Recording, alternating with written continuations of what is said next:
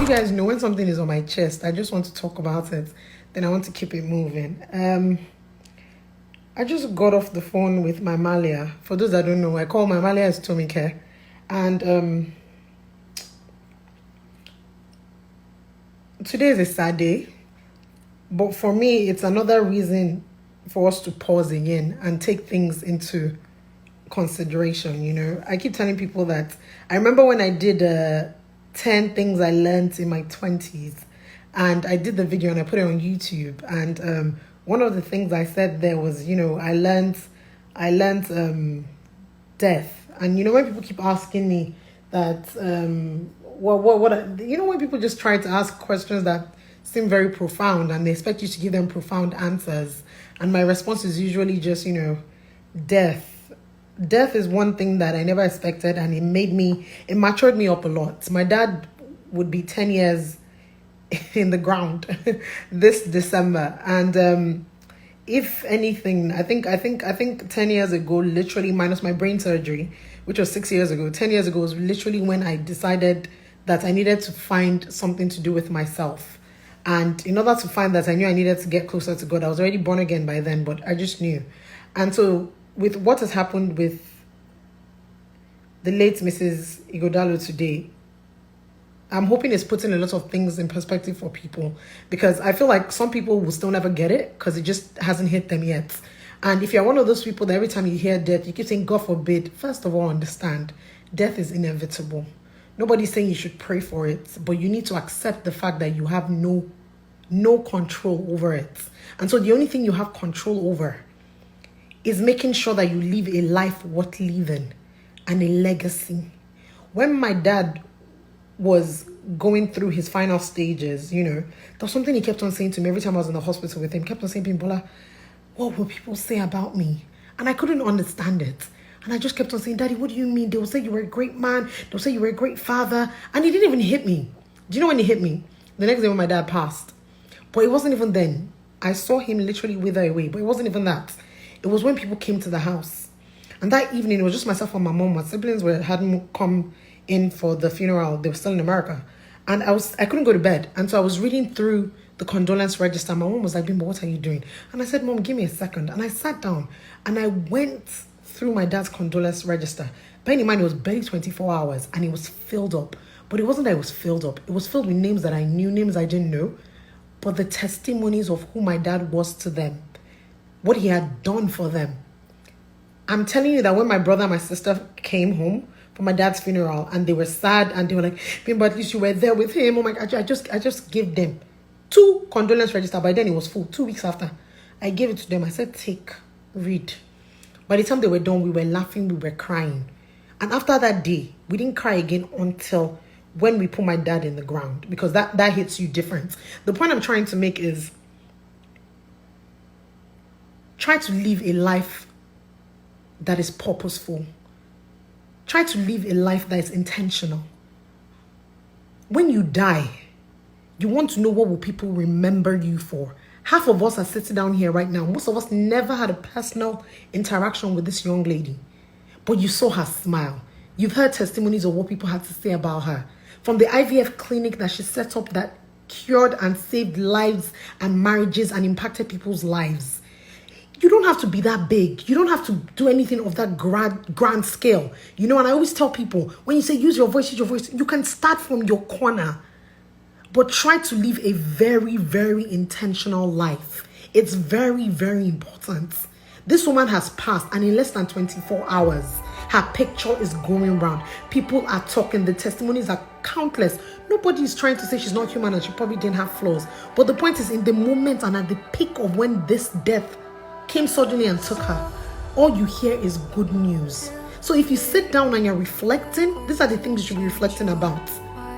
I mean, we'll have those that will take it the other way around and sit down and go, oh yeah, you know, life is too short, man. I'm just going to go out and party and have fun. That's not the angle. Hello.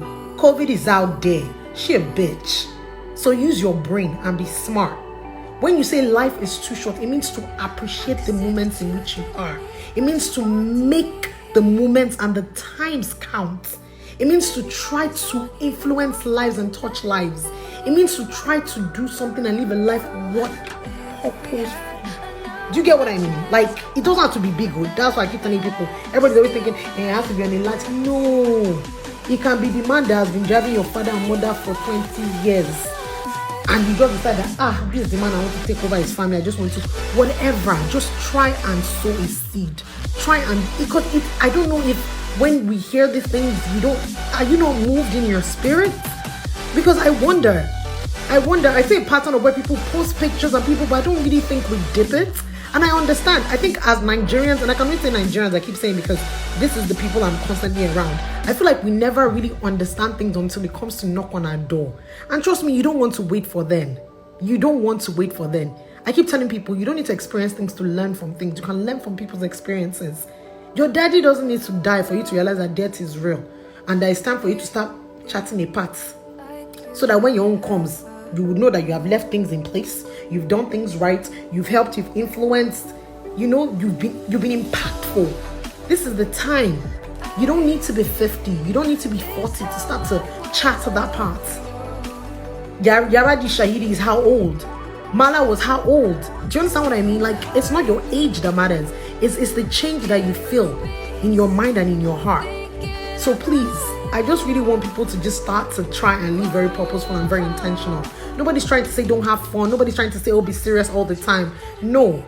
But you need to have a sense of self and a sense of identity for what you want to do with yourself. It's very important. Death is inevitable. It will come. The question is just make sure that you relate certain things in place so that when it comes, you go to your Lord. But at least you know that, while you're watching and smiling down there, you are hearing these testimonies. Because there's nothing worse than dying and dying meaningless. And when I say meaningless, when you die and there's no impact, nobody has anything to say. Nothing good. Your family will be there because they are family, but that's it. It starts there, you end there. You did not do anything, you did not help, you did not influence.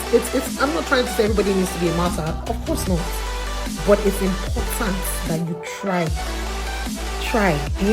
So while we're all here now saying life is short, let's deep things. Let's try.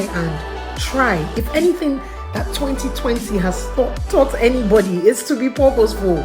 I don't know how to say it's to be intentional. And it's easier said than done. There are days we all struggle. Nobody has it all figured out. Don't deceive yourself. Ain't nobody got all their shit together. Nope. We're not Jesus. But the point is, you try every day. You just keep trying. You keep trying. You keep trying. You keep trying. You just have to. And so that's what I really, really just want to say. May the soul of the dearly departed, everyone who has passed, both this year and in previous years, rest in eternal peace. But please, let's not only just mourn and feel sad and post pictures. Let us deep what is happening. Let us deep how we can be more purposeful. Let us deep how we can be more impactful.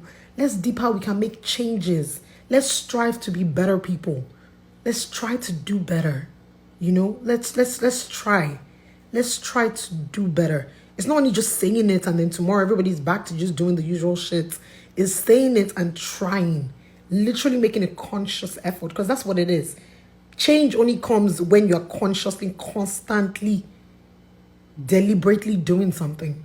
So that's all I gotta say, bro. I'm tapped out. I'm in my nightgown. I look crazy as hell. But yeah, so I don't say my piece, and God bless everybody, and y'all stay safe. The numbers keep rising. Y'all don't be acting stupid, because all of a sudden Sunday night is beach day. Woo. Anyways, y'all take care. I don't say what I said. I don't want to talk to anybody. Peace.